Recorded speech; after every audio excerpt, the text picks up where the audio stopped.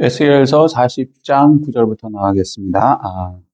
요거 나가기 전에 먼저 이제 한 가지 말씀드릴 게 있는데, 어떤 분이 그런 얘기를 하시더라고요.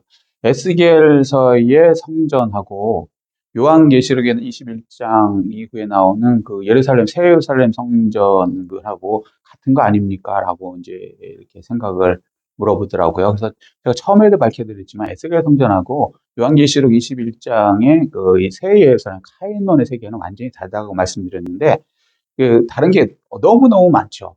그, 그런데, 음, 그냥 가장 쉽게, 요한계시록에 나오는 21장에 나오는, 그, 새 예루살렘에 있는 그곳에는, 성전이 있습니까? 없습니까?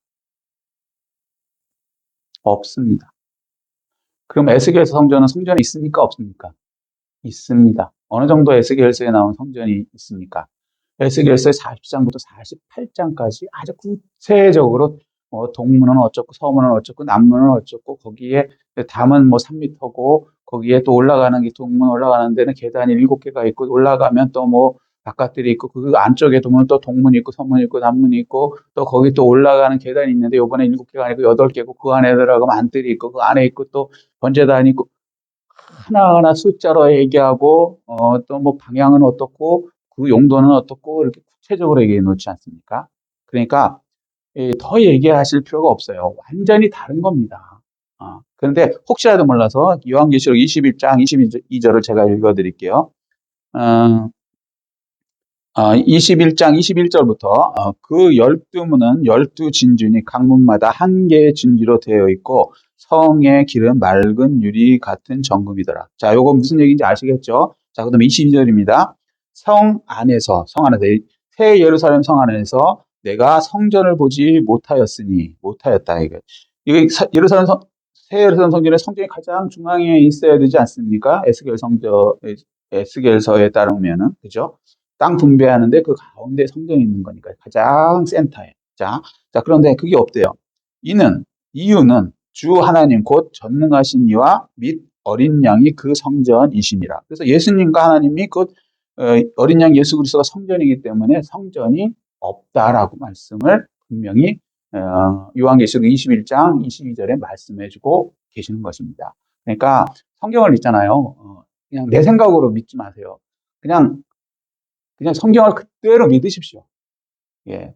성경에서 상징이라 그런 부분은 상징으로 믿으시고, 그게 아니고 뭐 특별한 뭐가 없으면 그냥 사실, 팩트로 받아들이십시오. 그러지 않으면 그거는 진정한 믿음이 될 수 없고, 성경을 이해할 수 없고, 엉뚱한 소리 하게 되는 겁니다. 예수 그리스도가 인간으로 오셨죠. 그리고 진짜 죽으셨습니다. 진짜 인간으로 오셨고, 진짜 죽으셨습니다. 피 흘리셨고요. 죽은 지 3일 만에 다시 부활해서 하늘로 올라가셨습니다. 예. 이게 이해가 됩니까? 인간의 머리는 이해 안 돼요. 그렇지만 분명히 하나님께서 그 일을 이루셨고, 그래서 우리는 그 믿음으로 믿어지고, 그죠?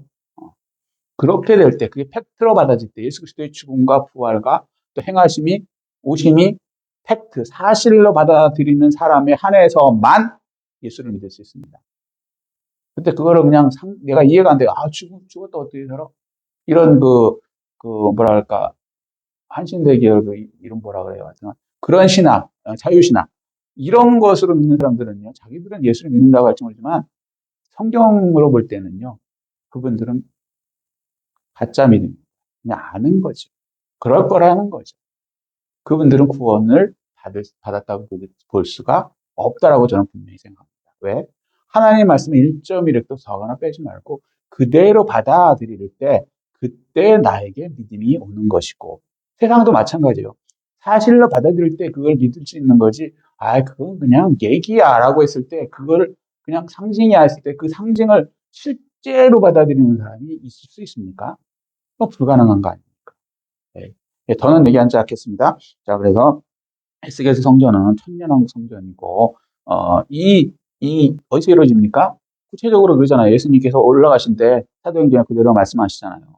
너희가 올라간 그대로 내려온다. 올라간 데가 어디예요? 감난산, 이스라엘 땅. 그리고 또 그대로 또 내려온다. 이스라엘 땅으로 내려오시는 것입니다. 그리고 에스겔이 어디로 가서 이걸 봤습니까? 장소가. 그 옛날에 예수님 오시기 전에 에스겔이 벌써 바벨론에서 이제 하나님께서 이스라엘 그 완전히 없어진 폐허가 된 예루살렘 그 땅으로 데려가서 거기에서 새 성전을 보여주시지 않습니까? 장소들. 똑같은 장소잖아요. 아멘. 예, 그리고 그냥 상징이 아니고 하나하나 들어가면서 이렇게 확인을 하잖아요. 여기는 길이가 어떻게 되고 어느 쪽으로 향해 있고 뭐 구조는 어떻게 되고 이걸 왜 어떻게 상징으로 받아들이죠? 난 뇌 구조가 사실은 좀 너무 좀 신기한 거예요. 하나님은 사실이라고 이렇게 하나하나 일부러 다 써주시는데 이 소중한 지면을 40장부터 48장까지 이렇게 계속 말씀하시는데 그걸 믿는다 그러면서도 계속 아니야 이건 아니야 이건 상징이야 아니야 이건 그냥 하는 말이야 하나님 농담하시는 거야 이러면서 하나님을 믿는다는 게 글쎄요 그게 가능할지 모르겠습니다. 우리는 말씀 그대로 믿으십시오. 더하거나 빼면 어떻게 되고요? 계시록 22장 18절 19절 생명책에서 빼버리겠다. 그 사람이 옛날에 믿었다 할지라도 심지어는 믿음이 계속하지 못한다는 거예요. 그런 사람. 어, 애초에 믿어지지도 않겠지만 믿어졌다고 할지라도 빼버리겠다는 불가능한 얘기라는 얘기를 말씀하시는 겁니다. 자, 넘어가겠습니다. 40장 9절.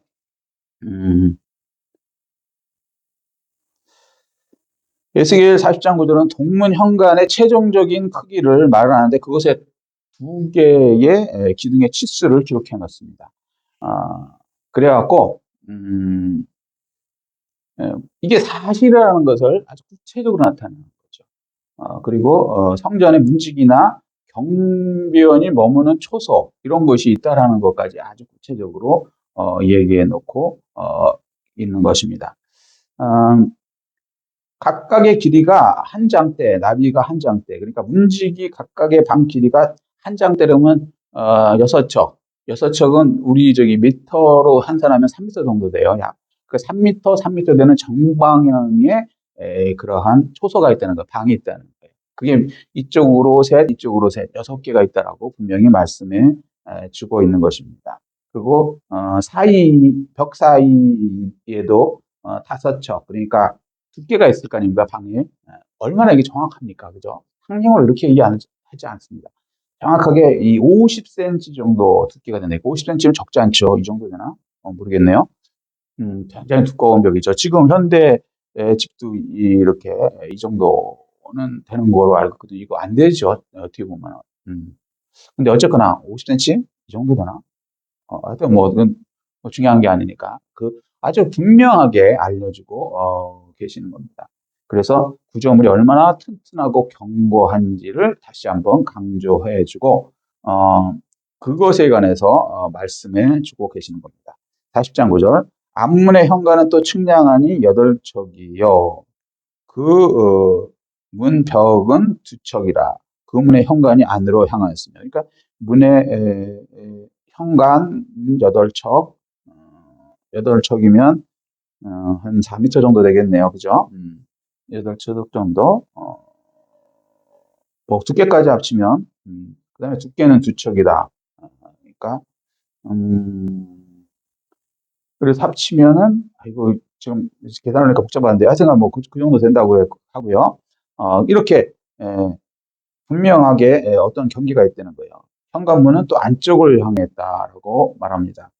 그러니까 안쪽을 향했다는 건 이렇게 프라이버시를 이렇게 위해서 이 바깥문 쪽으로 향한 거 있고 안쪽으로 향한 거 있고 그러한 그러니까 하나님께서 아주 세밀하게 설계를 해놓으셨고 그렇게 만들어 놓은 곳이다라고 말씀하시는 것입니다. 그래서 엄격한 분리, 엄격한 분리. 그러니까 세속과 그 거룩함의 엄격한 분리가 있는 곳이다라고 우리에게 알려주고 계십니다. 40장 10절은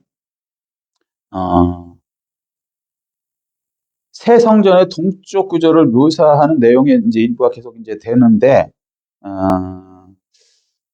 하나님께서 정하신 어떤 통일된 구조와 규격이 있고 그것에 또 이제 세속이 못 들어오게 거룩함을 계속 유지시키는 새 성전의 구조로 묘사되고 있는 것입니다.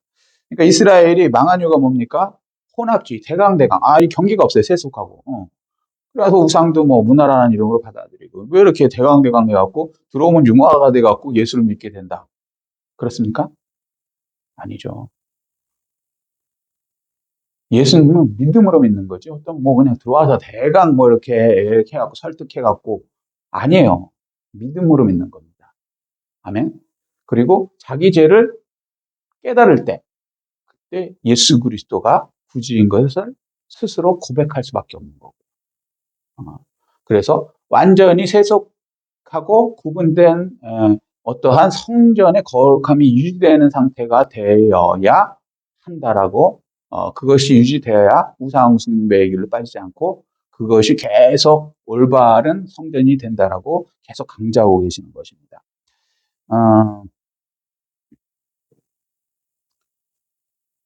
그 동쪽 문간에 문지기 방이 3개에서 6개가 있다고 말씀하십니다. 그러니까 그 성전 안에 들어와서도요, 성화 과정에 7단계가 있지 않습니까? 그러니까 꼭 7계단이니까 7단계 정도가 있다고 말씀하시는 거예요. 그 과정을 또 엄격하게 쳐다보고 관리하고 어떠한 그러한 과정들이 셋 초소들이 있는 그런 엄격한 거룩함이 유지되는 곳, 그것이 새 성전이어야 된다고 말씀하십니다. 그리고 그렇게 돼 있다고 그러고, 그러면 하늘의 성전의 모형인 지금 우리 교회들도 마찬가지죠. 교회 운영을 이렇게 세속과 완전히 구분된 거룩함을 유지해야 하는 것입니다. 그런데 현대 교회들이 이것을 무너뜨리는 상태가 되기 때문에 자꾸 세속화되고 뭐 서로 뭐 이렇게 다른 종교와도 이렇게 서로 교류해야 된다 그러고, 그래갖고 WCC 뭐 WEA 뭐 로잔데 뭐 해갖고 뭐 이렇게 서로 뭐 종교와 통합 뭐 화합일치 카톨릭과 뭐 화합일치 그러는데 그 성경적이지 않습니다.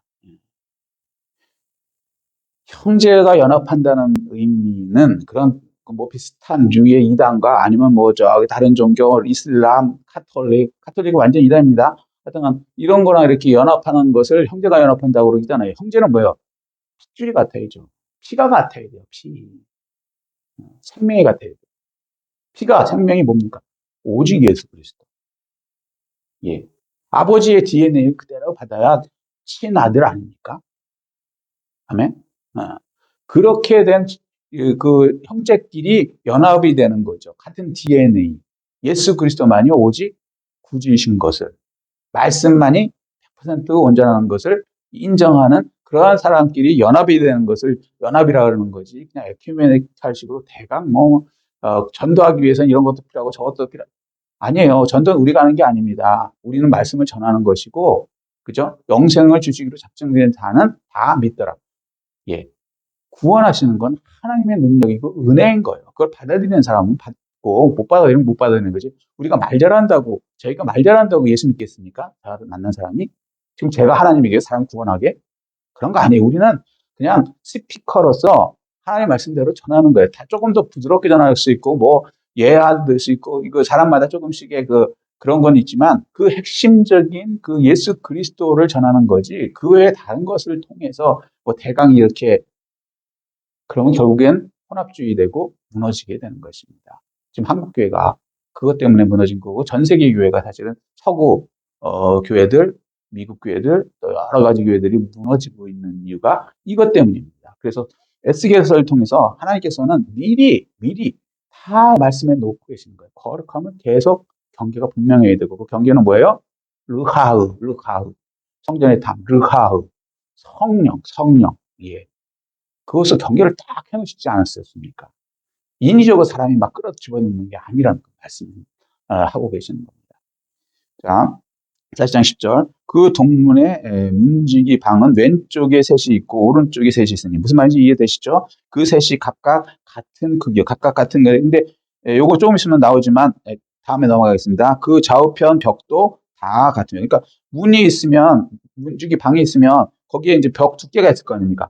그것까지 다 설명해 놨습니다. 그리고 그 문지기의 초소, 그 초소가 몇 개인지 셋, 6개 있다. 이게 어떻게 상징이 될 수 있습니까? 하나님께서는 상징으로 얘기하신 게 아니에요. 팩트로 얘기하신 겁니다.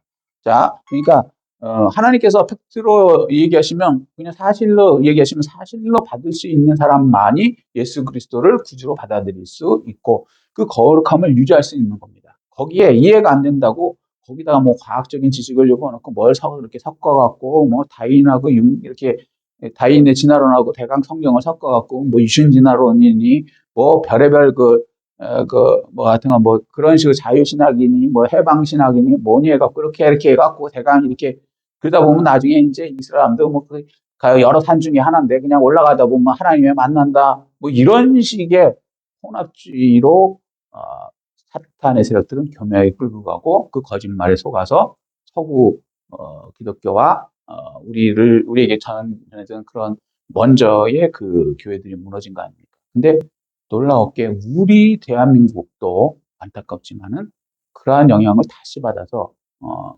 뭐라 그래야지 경계를 허물어야 된다.